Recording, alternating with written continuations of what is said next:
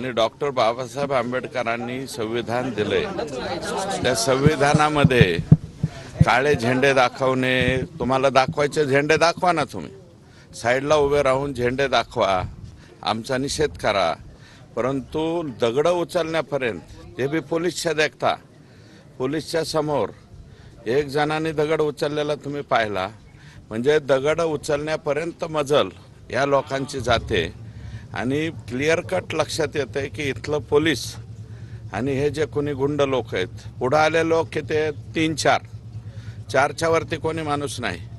परळीमध्ये जे 10 ते 12 जण लोक होते, पोलिसांनी उचलायला सुरुवात केली तर 2 राहिले. परंतु म्हणजे यांची वागणूक कशी आहे, माजी पालकमंत्री यांच्या या राज्यामध्ये, म्हणजे यांच्या या भागामध्ये दुसरे आणखी एक मंत्री, त्यांच्या भागामध्ये लोक कशा पद्धतीने वागतात.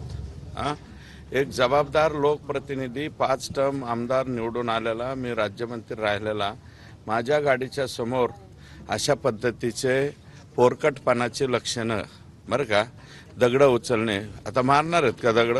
खरंच दगड मारणार आहेत का? दगड मारणार नाही, काय नाही, फक्त लोकांच्या पुढं आम्ही यांच्यासाठी काहीतरी करतो असं दाखवण्यासाठीची ही स्पर्धा आहे.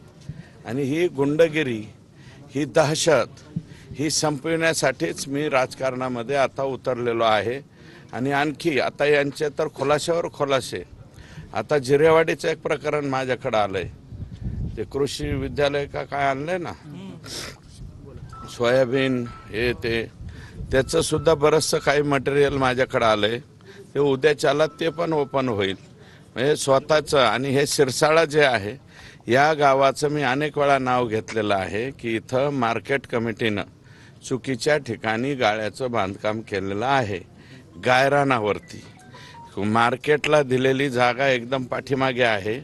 आणि जे गाळे बांधकाम आहे, कदाचित हे जे रस्त्यावर आलेले आहेत, हे बहुतेक गाळे धारक किंवा त्याचे लाभार्थी असावेत किंवा इल्लीगल इट भट्टीवाले असावेत. एकीकडे पण दुसरीकडे मनोज जरांगे पाटलांची काही वेळा प्रतिक्रिया आली की सुरेश दसे यांनी आमदारकीचा राजीनामा देऊन मराठा समाजाच्या संघर्षासाठी मैदानात उतरावं आमच्या. ते आमचं दैवत आहे, दैवतावरती मी काहीही बोलणार नाही. अण्णा, एकंदरीत तुम्ही वारंवार गायरांचा शिरसाळ्यातून उल्लेख केलेला आहे, तेच हे लोक असतील का असं वाटतं? हे बघा, गायरान जमिनीचं मला बाकीच्याचं काही घेणं देणं नाही. गायरान माफिया बाजूला राहिले, परंतु हे जे मार्केट कमिटीचं ज्याच्यावरती स्वर्गीय पंडितांनांचं नाव दिलंय, ते जे गाळे बांधकाम केलेलं आहे, मला वाटतं 3 वर्षापासून तसंच बांधून पडलंय. त्याचं उद्घाटन तुम्ही का करत नाहीत? करून दाखवा म्हणा. उद्घाटन करू शकत नाहीत कारण ते गायरान जमिनीत आहे.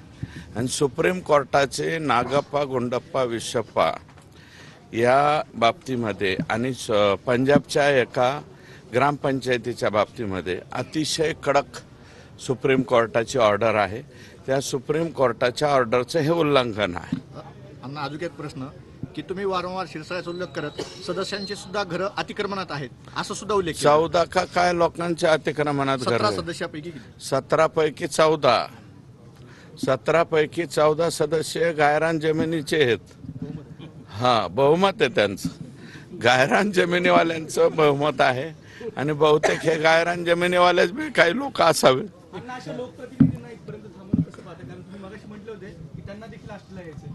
नाही, आष्टीला यायचं. आम्ही आष्टीला आल्याच्या नंतर काळे झेंडे दाखवू, परंतु रस्त्याच्या कडेला बाजूला उभं राहून, असं गाड्याला आडवं जाऊन नाही, बरं का. लोकशाही मार्गाने काळे झेंडे दाखवू. हे तुमची लोकशाही नाही, ठोकशाहीच्या मार्गाने तुम्ही जाताय, परंतु ही ठोकशाही टिकत नसती. आता निम्मी अर्धी ठोकशाही झेलत गेली तरी सुद्धा यांना कळना म्हणल्यावर मग काय करावं.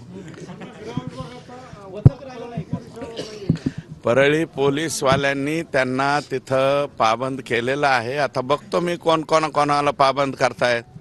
मग 10-12 होते, त्यातले 2 सापडली. आता मला वाटतं 2 का 3च होती. ते 3 जण सुद्धा पोलिसांना गाडीत घालता येणार, अशा पद्धतीने पोलीस वागतायत. ओके.